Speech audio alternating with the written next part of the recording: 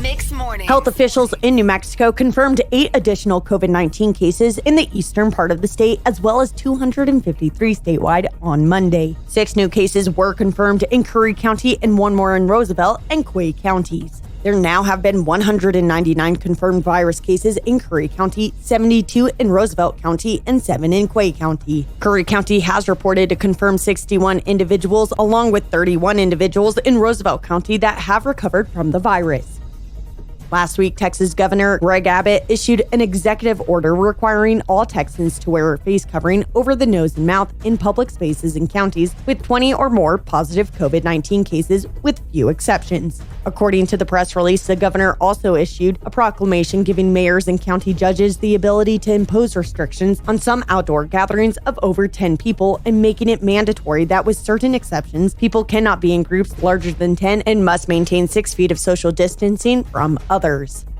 Clovis Municipal Schools has declined to add 10 additional days to the 2020-2021 instructional calendar. This special meeting, held virtually Wednesday, July 1st, was convened to consider a revised 2020-2021 instructional calendar in response to the New Mexico Public Education Department's reentry guidance issued on June 23rd.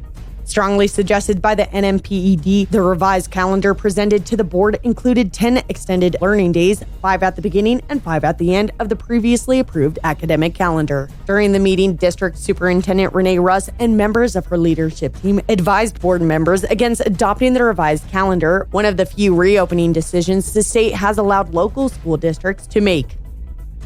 Matthew Lee Herbert, 18 of Roswell, has been charged federally in connection with online threats that prompted the lockdown of Roswell High School last November. Herbert is charged with interstate communications containing a threat to injure a person. Herbert is accused of posting a message on Snapchat with what appeared to be a semi-automatic weapon. The high school went into lockdown on November 12, 2019, when staff became aware of the messages.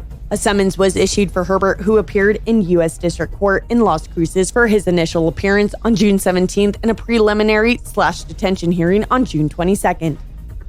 The city of Hereford will require its residents to wear masks following the executive order from Texas Governor Greg Abbott. The city of Hereford says the case count has risen in the last week with 52 more cases, and there have been 32 more recoveries. Therefore, Deaf Smith County is required to follow the order due to the high active case count. Limits on gatherings over 10 are in place as well. The city says it's continuing to see a rise in cases among younger adults.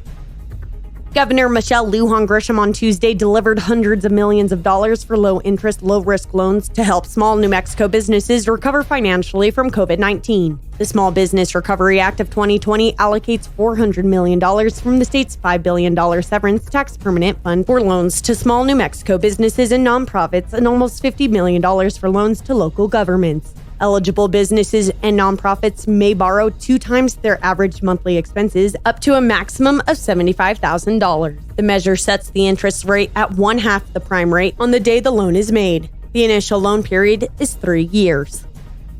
Health officials are warning people across New Mexico to be mindful of heat-related illnesses as the state prepares for a few days of triple-digit temperatures. The health department on Tuesday issued an alert saying the extreme heat is expected to last through the weekend in most of the state. Officials recommend avoiding outdoor activities between 11 a.m. and 6 p.m. during the next few days. Health Secretary Kathy Kunkel also used the forecast to remind parents not to leave children or pets in hot cars. Governor Michelle Lujan Grisham announced last week that people can be cited if they don't wear a mask, but the question of how they will be enforced still remains. KOB reports a state police spokesman said they handed out 1 citation the entire holiday weekend. On Sunday, they ticketed the Ace hardware store in Portales. Officials said that citations were given because customers inside were not wearing masks.